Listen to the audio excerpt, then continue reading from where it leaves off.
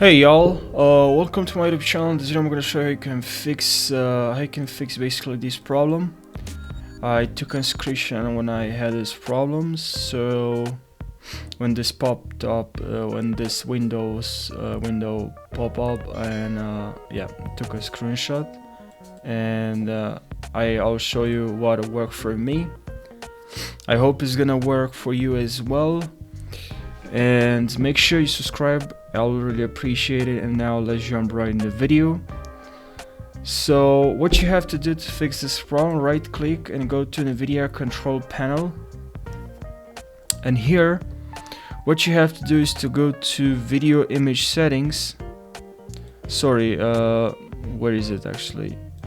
No, adjust desktop size and position. And here, if you set to aspect ratio, make sure you set to full screen, and then also here select override the scaling set by games and programs, and also here select your current resolution and your hertz. Alright, so click on apply then, and this should fix the problem.